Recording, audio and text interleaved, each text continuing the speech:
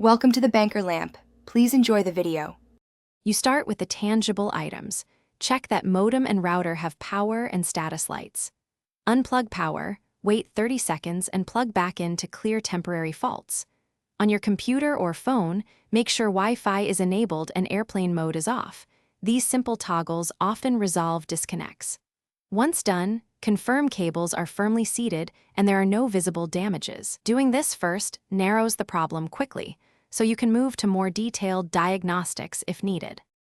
Now you verify addressing and reachability. Open a terminal or command prompt and ping your gateway, then an external IP like 8 to see where packets stop. Inspect your device's IP, subnet mask, gateway, and DNS to ensure valid assignments. Incorrect settings prevent routing.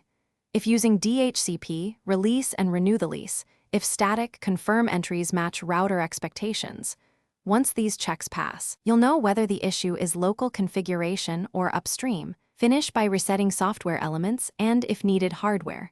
Restart the network adapter or update/reinstall drivers and firmware because corrupted software causes drops. If problems persist, factory reset the router.